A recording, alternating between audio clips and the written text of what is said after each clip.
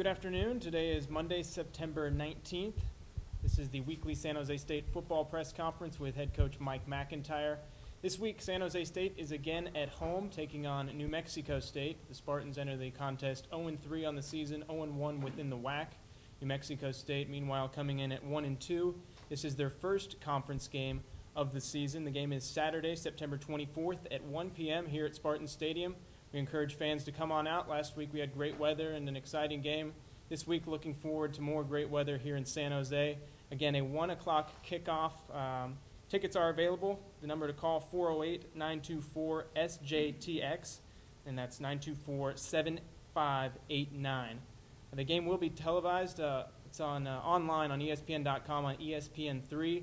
Will also be available on the Spartan Radio Network. Kickoff at 1 p.m., the pregame show at 12:30. Another reminder for Spartan fans, the weekly Mike MacIntyre show will air at from 8 to 9 on Wednesday this week, 8 to 9 p.m. We record in front of a live audience from noon to 1 here in downtown San Jose at Original Joe's. Here's head coach Mike MacIntyre.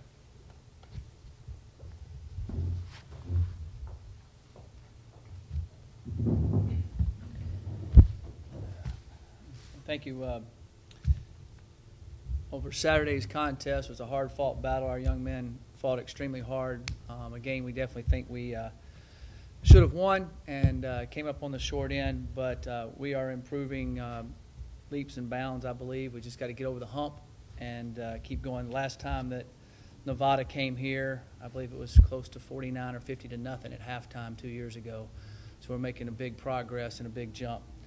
And now we got a good team. New Mexico State coming in here. They came off a big win against Minnesota a couple of weeks ago and lost a heartbreaker against UTEP Saturday night. So it'll be a tough game. They've got a good young quarterback, and Andrew Manley, who's throwing for a lot of yards and doing really well there. They have some good receivers, and Todd Lee and Kenny Turner and Tavon Rogers.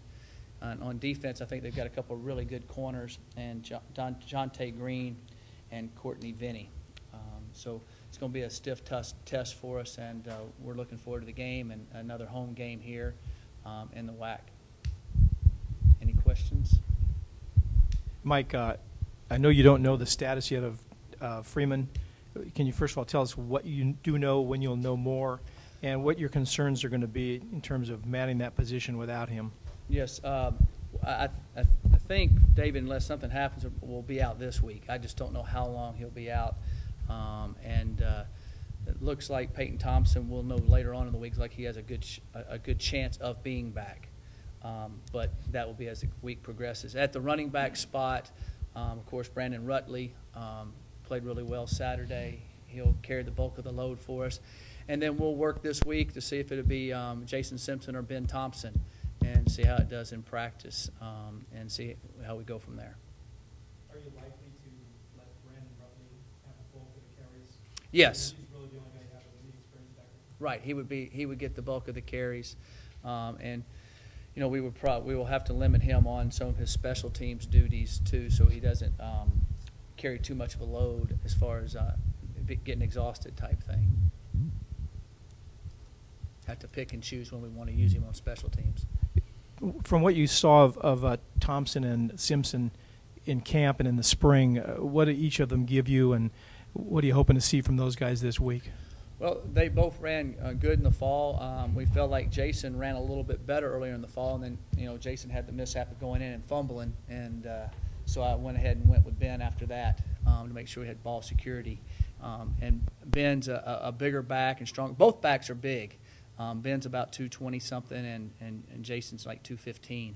So they're big, strong backs that I feel like can do well and run well for us. Coach, kind of going over the defense, you have the number one in the WAC pass defense, maybe the top passing offense. What are you looking for this week as far as those two? Like how does that match up? Yes. Well, I think hopefully it matches up in our favor is what we hope. We're going to have to be able to harass their passer a little bit. They're more of a passing team, not as much run-oriented as the last three football teams that we've played. So that should enable us to get our ends a little wider, get on the edge a little bit more, put a little bit more pressure on the passer is what we need to do. They do max protect a lot, keep 6 to 7 guys in at times. We'll have to understand that if that happens, you drop into coverage because you have more guys in coverage than they have out. So hopefully you can take away some routes that way. But it'd be a chess match, and if Manley, he really throws it well. If he keeps throwing it pretty well, he'll complete a few here and there. We just got to keep it down to the minimum. I'm curious also about on our offense. What are you looking for from Desmond and from Matt Faulkner? Do you know who you No, we haven't decided yet exactly what we're going to do on that. In both games, you've seen both of them. There could be a possibility to use both of them some because they both have strengths that could help us move the football. So we're going to look at that and see what helps best for that this week. Desmond had some good runs, which is one of his strengths, and Matt had some good passes. And so can kind of combine both of them a little bit might help us on offense a little bit more because we've got to get the ball in the end zone more, and that's our plan. I wanted to ask about when you put Faulkner in. What was the progression in your mind? Did anything change that made you put him in, or what was that like later third quarter? Mm-hmm. What was that process like for you guys? Well, we weren't moving the football except for the one run we had, and I felt like time was running out. We better start moving the football, or they were just going to hold it because they have a ground-oriented game, and they could have just run it, and bled the clock out before. So then it would just be in a panic mode. So I felt like we better do it then if we were going to do it, and I just went with my gut on it, and we went with it, and I think it paid off. If it would have got in the end zone there, then it would have paid off big. Coach, when you decided to start Desmond Stewart, you mentioned that you did so because of the way his running ability matched up with Nevada's offense. Are you seeing anything, or Nevada's defense, I'm sorry. Are you seeing anything with New Mexico's defense that sort of makes you sway in either direction between the two quarterbacks? The thing with Nevada is Nevada was a ball control offense. And when they played Oregon, they kept it for 38 minutes and had almost 100 plays. So I knew if they did that against us and were able to stay out there offensively, if we weren't able to move the ball so on offense on the ground, get the clock running to keep the game close, to keep it right there to the end, that's why we went with Desmond, because we knew we could run it a little bit better and felt like we could. As he would tell you, he missed a couple throws we wish he would have made, and he had a couple dropped on him too. It might have been a whole different story for all of us. But the kids just got to keep playing hard and keep working and keep going, and that was the philosophy. For this game, we're still deciding what we're going to do on that. We've been watching them all day yesterday and all day today and trying to figure out their strengths and weaknesses, and also trying to find out. I know the quarterback, got hurt in the UTEP game. I don't know his status right now. They bring in the other kid. He's a little bit more of a runner. So I'm just trying to wait and figure all those different things out. Does it matter for you as a coach that you have your set and solid quarterback to go in, or are you flexible with using more than one? No, I think everybody would like to have a Peyton Manning or a Tom Brady, and everything just always ran smooth. But if you don't, you do exactly what you have to do to win that game, and that's what our process is to win that game. And we were right there, had an opportunity to win it and didn't win it, so we were pretty close on it. And I'm not afraid, and I've told the young men know it too, we're not afraid to put one in and put another one in, and if one gets dinged up, the other one's ready to go, and so they need to keep being prepared to go. Mike, Jasmine mentioned after the game that the elbow thing, was that something that happened during the week and was exacerbated during the game, or what do you think the status of that is right now? I don't know anything about his elbow situation. I will find out. I was not told about an elbow or anything to that sort on Desmond, so I'll find out exactly. Their coach on the WAC teleconference this morning said that he highly doubted that Manley would play against you guys. Said Christian's likely to play. That's the guy you're familiar with. Yeah, is he a big difference, or is he?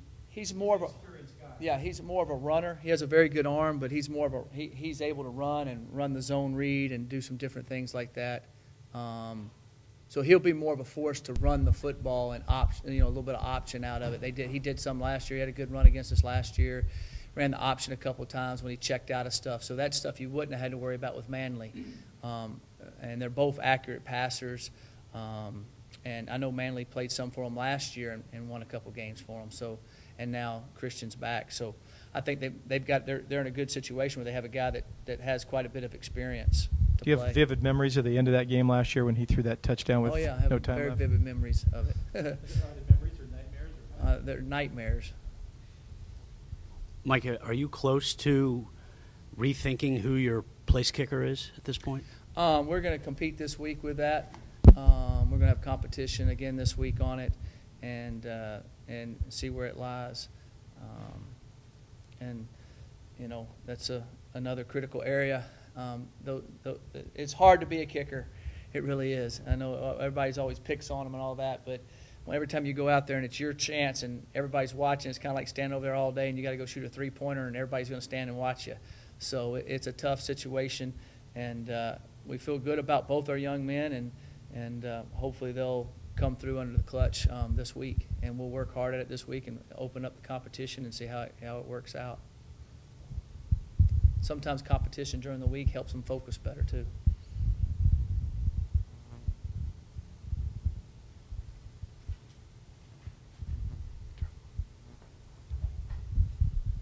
You had some other guys that didn't play, I think, the other day, one of your receivers. You have to just sort of wait and see on them, or?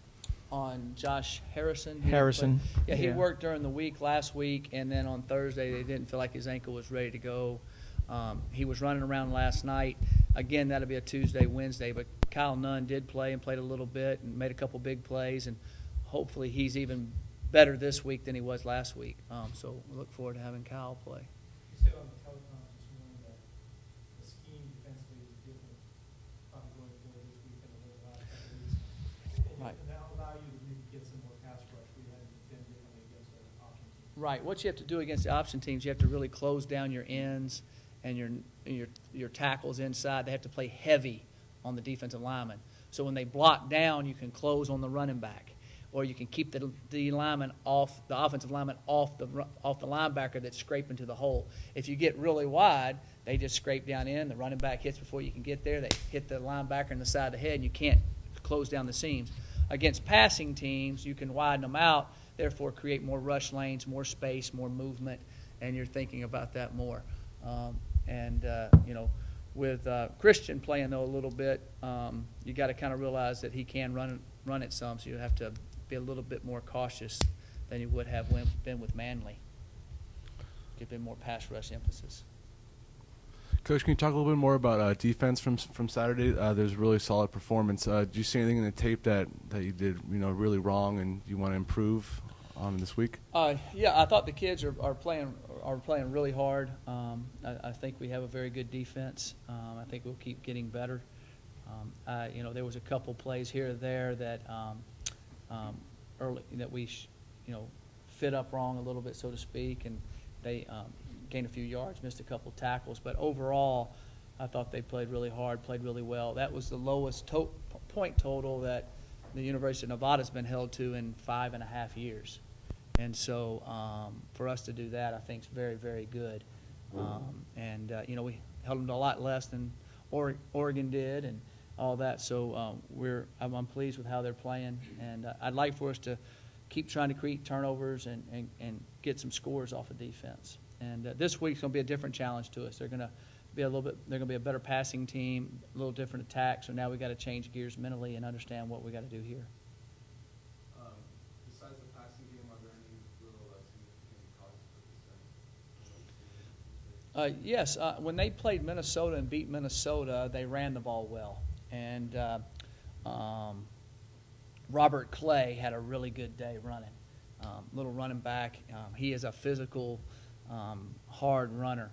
And so we need to make sure that we keep him corralled and try to make them as one-dimensional as we can. And if we do that, then you have an opportunity to rush them. And that's kind of what UTEP did. They kind of made them one-dimensional, and then they were able to kind of do some different techniques up front and some stunning and that type of thing that's not as, as sound against the run as it is against the pass. And they were able to do that some when they got them in the passing situations, were able to sack them some. Hey, Coach. How your O-line seems like it's been picking up steam over the last couple of games. Is there anything new you guys are doing, or is it just Coach Bernardi does a great job with them, and we just keep emphasizing the running game over and over. They're playing better and better, and they got some experience up there, and they keep gelling, and they're making the right calls and working hard there.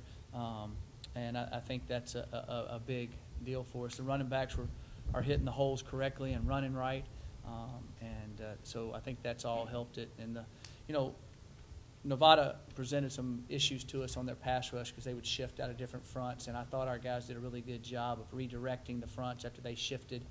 I thought that was a very, very good job, especially by Robbie Reed, our center, who handles all of that. Did an excellent job of communicating that.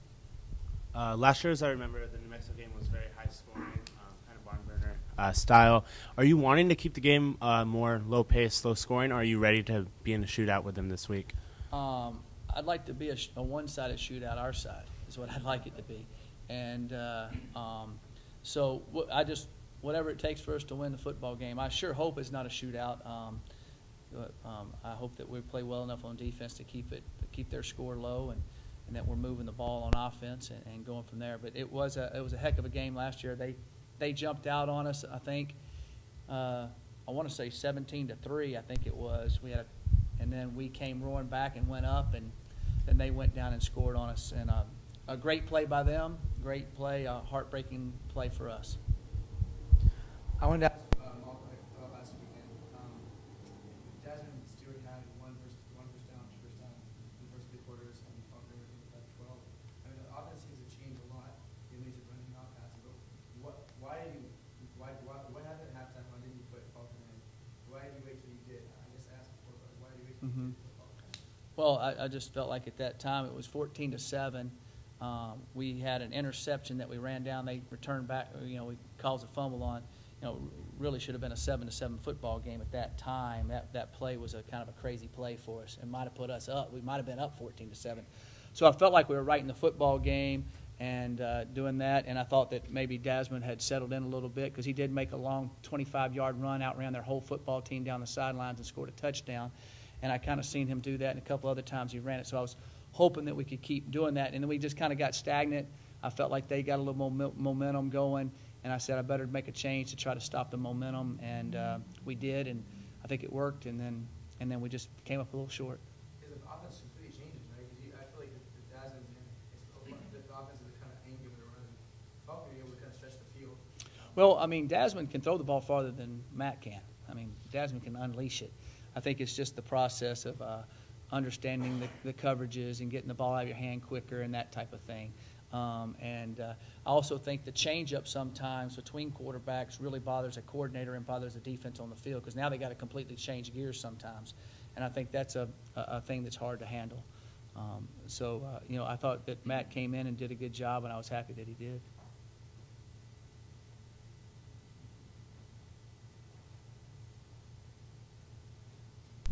I'm sure you feel like you're getting bombarded with quarterback I'm fine. questions here. Go ahead. But I mean, you've had 3 games to sort of look at them and a lot of practice. What specifically do you look for this week in practice that will sort of shade your opinion toward one guy or the other? And I mean, I think people from the outside are looking at this and thinking that Faulkner looks like he performed better when he's been on the field.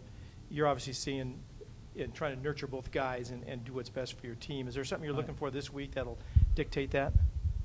Right. As far as the armchair quarterback and stuff goes, they would have told you after the Stanford game when Daz came in and he played the UCLA game that Daz looked better. And after this game, Matt looks better.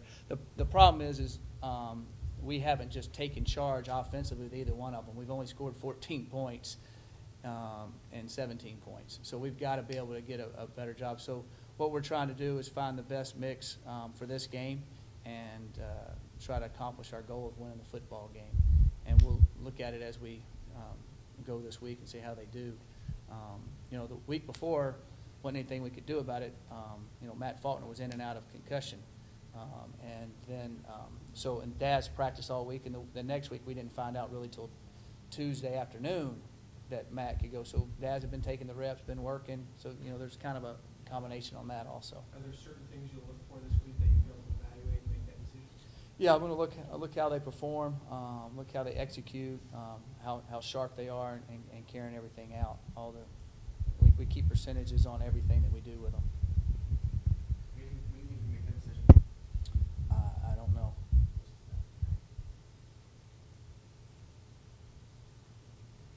All right, thank you very much. Appreciate it.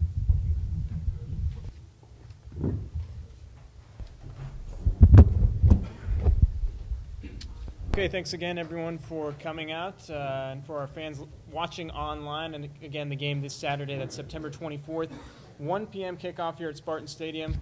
Come on out to the stadium. Tickets are available.